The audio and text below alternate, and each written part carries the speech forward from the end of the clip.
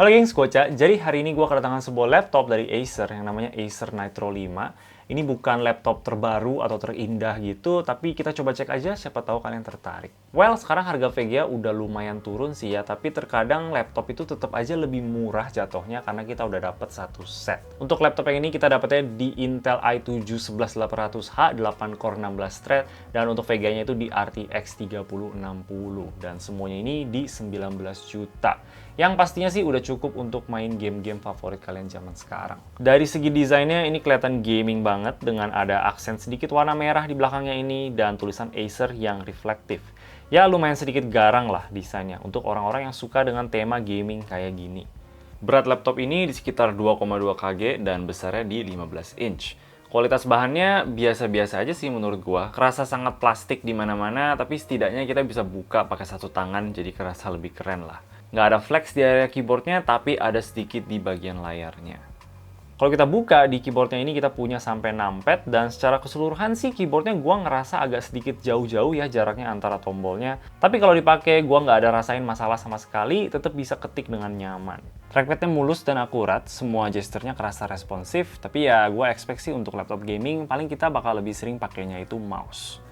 Untuk layarnya ini bakal bikin main gamenya lebih enak lagi karena udah di 144Hz di Full HD dan ditambahin dengan RTX 3060, game FPS yang agak berat kayak Apex Legends aja itu bisa aman di 130an FPS di mentok kanan. Game lain yang lebih berat kayak Cyberpunk bisa dapat di 79 FPS medium setting.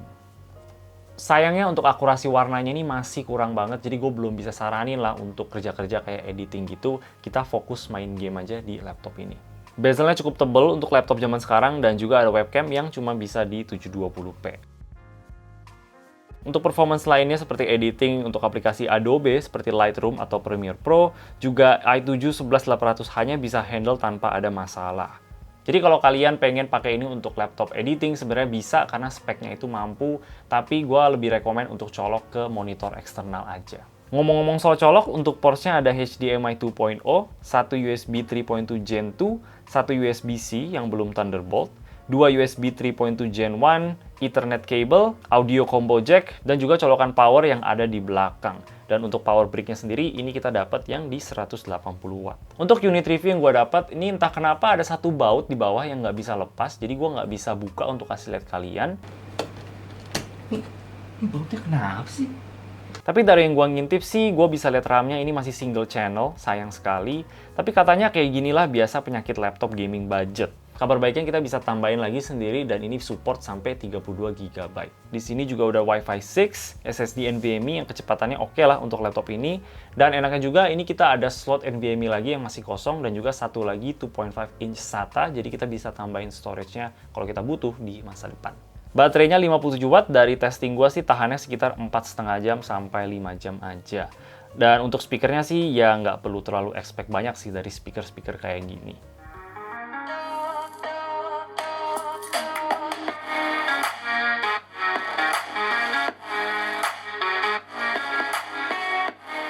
Untuk fan-nya di sini ada dual fan yang kalau idle itu cukup silent, tapi kalau udah load baru kerasa nendangnya.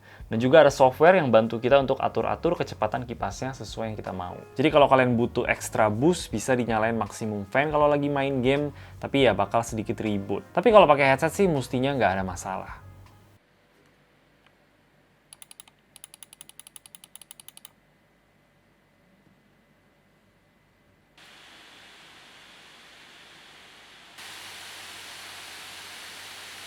Kalau di maximum fan, suhu CPU-nya nggak terlalu beda jauh sih, turun 2 derajat aja, jadi nggak terlalu ada hasil ya, considering laptopnya itu jadi super berisik karena kipasnya. Tapi untuk VGA-nya kita bisa lihat turun 10 derajat, jadi ya kalau butuh-butuh banget untuk dikencengin, ya boleh-boleh aja.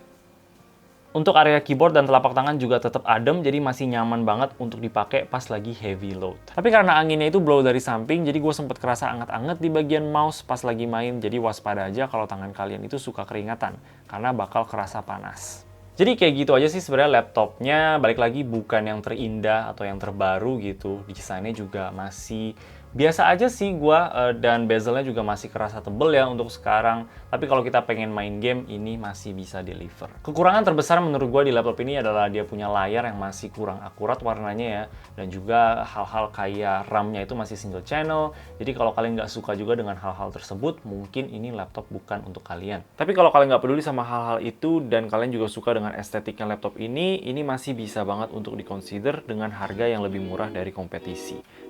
Oke, itu aja dari gua. Kalau kalian suka sama video ini, boleh kasih like dan juga subscribe. Thank you udah nonton. Bye-bye.